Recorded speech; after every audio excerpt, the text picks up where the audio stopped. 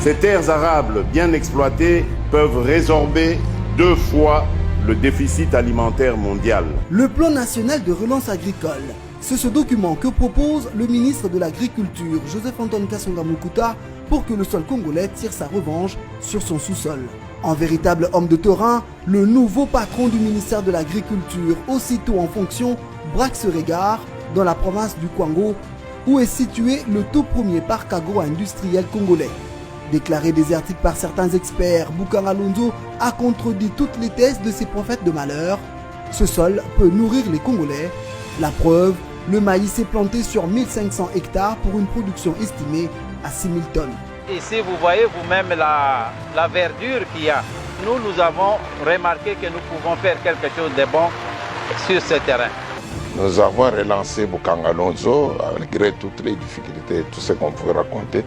Nous avons fait 1500 hectares de maïs. Nous sommes en train de planter 500 hectares de manioc. Réputé minière, le Kasaï oriental est pourtant agricole.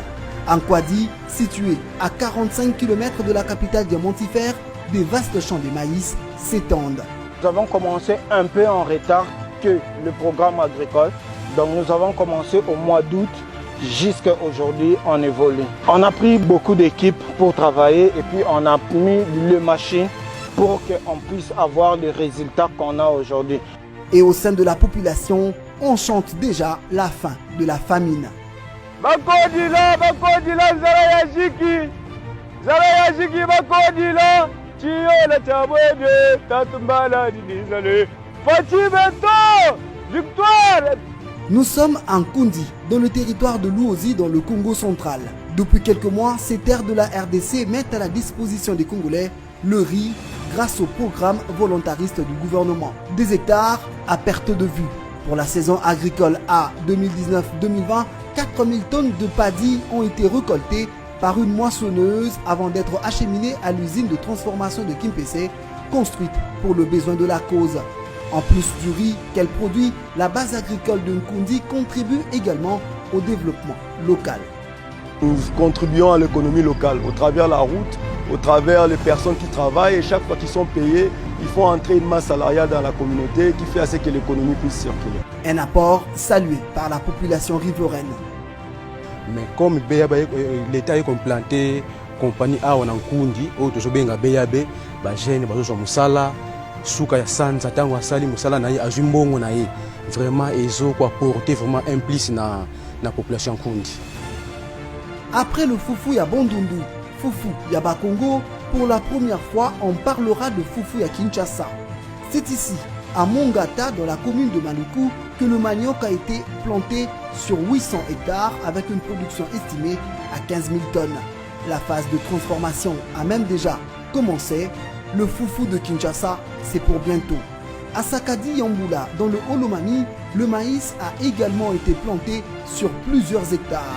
Au sud Kivu, les engins agricoles ont déjà été déployés sur les plaines de Ruzizi.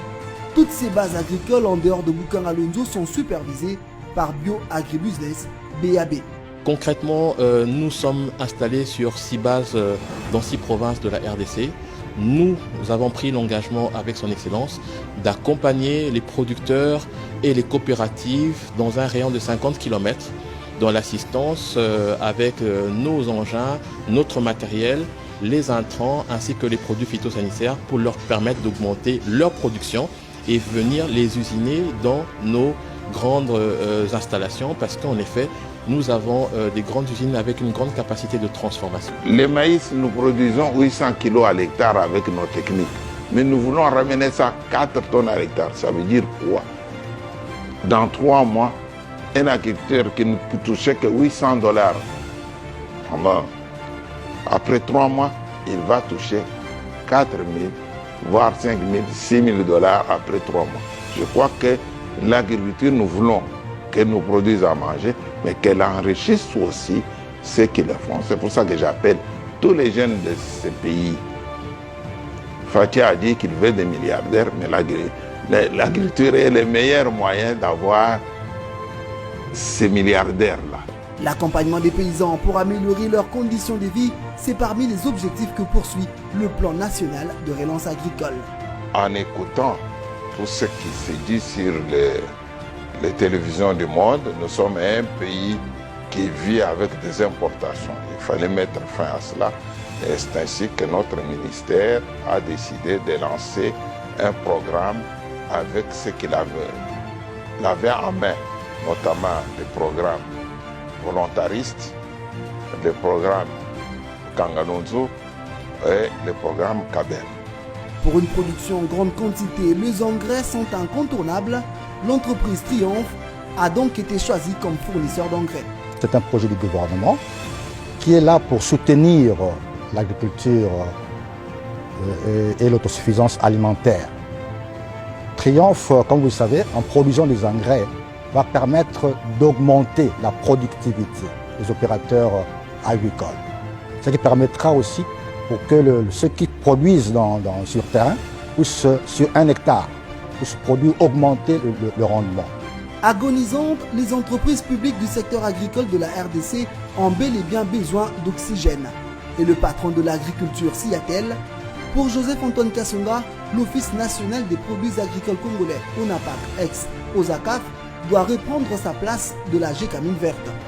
Je tiens d'abord à ce que l'ONAPAC reprenne sa place de la GECAMINE du monde vert.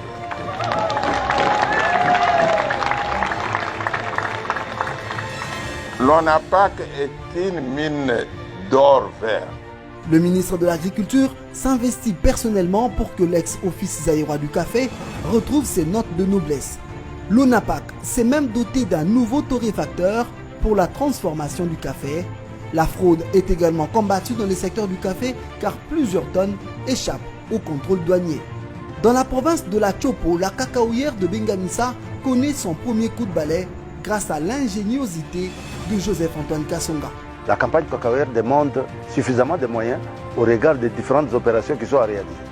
Et pour s'attendre à une très bonne production, il faut d'abord que ces fonds soient là pour respecter les travaux inhérents à cette campagne. Voilà, maintenant par exemple, le ministre vient de mettre à notre disposition un petit moyen qui nous permet maintenant de commencer l'entretien de la plantation, de cette plantation. Ce n'est que le début. Je sais que les autres moyens vont suivre pour continuer les 4 opérations prévues. Pour le compte du programme post-Covid-19, des centaines d'hectares de maïs ont également vu le jour à la grande satisfaction de la population. Depuis l'arrivée de Joseph-Antoine Kasonga à la tête du ministère de l'Agriculture, en pratiquement 12 mois seulement, un travail de titan a été abattu. Je ne suis pas dans les secrets du chef de l'État, il est le seul à savoir pourquoi il m'a choisi. Personnellement, je n'ai rien à vous dire là-dessus. Je les remercie de m'avoir fait confiance et je ne les redécevrai pas.